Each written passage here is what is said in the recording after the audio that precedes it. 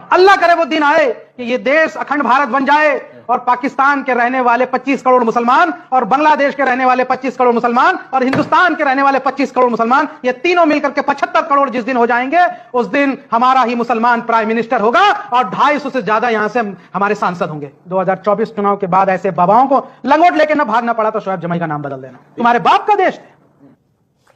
आप कह रहे हैं कि 25 करोड़ मुसलमान आप बांग्लादेश से ले आएंगे, 25 करोड़ मुसलमान आप पाकिस्तान से ले आएंगे, मतलब अखंड भारत करके अपनी बात को रख लेंगे ना, वो है ना, आप उनके स्पोक्सपर्सन तो नहीं है। एक बात बताइए, अखंड भारत करके आप मुस्लिम प्रधानमंत्री लेके आना चाहते हैं और बागेश्वर बाबा को, आपने बागेश्वर बाबा के लिए बोला कि 2024 के बाद वो लंगोट लेके भागेगा, एक हनुमान भक्त लंगोट लेके भागेगा और मुसलमान प्रधानमंत्री होगा और आप कट्टरता के साथ नहीं है। ये कितनी गहरी कट्टरता है डॉक्टर शोएब जमाई? नहीं, ये बिल्कुल वही बात है जो एक स्थानीय पत्रकार ने मुझसे पूछा कि बाबा बागेश्वर अखंड भारत बनाना चाहते हैं और आरएसएस अखंड भारत की बात करती है, क्या आप उसका समर्थन करते हैं? मैंने कहा कि हाँ, मैं उसका समर्थन करता हूं, आरएसएस के और बाबा के इस विचार का मैं समर्थन करता हूं।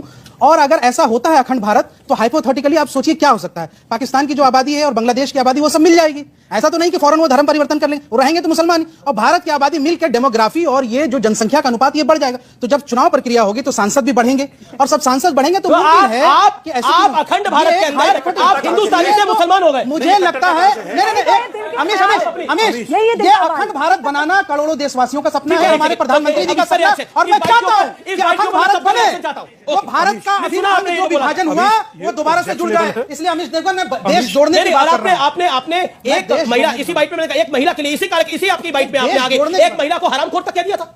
उस महिला ने मुसलमान लड़कियों को ऑफर दिया था कि तुम हिंदू से शादी करो। गाली देंगे आप? कोई गाली नहीं दिया। अमीश, बोलिए।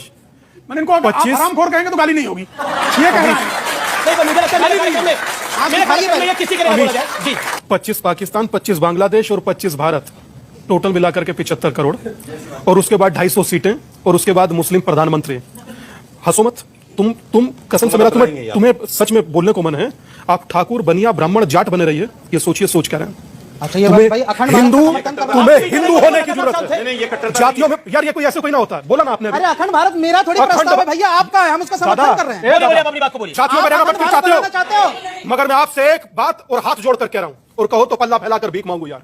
अगर जो एक होकर रहना है तो रहो, वरना तो देश का विघटन ऐसे होगा।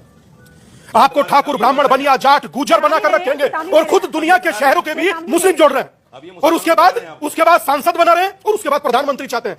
यह निर्णय आप कीजिए कि आप जातियों में बंटकर रहना चाहते हैं या हिंदू होकर या इस मानसिकता के गुलाम होकर, से आप कीजिए। इस देश को पहले ही क्या कम सर जज मिले थे? बात करते हैं आप देश में रहकर क्या पाकिस्तान से प्रधानमंत्री हो सकते हैं, मुसलमान नहीं हो सकते? आप बाहर से इंपोर्ट करिएगा।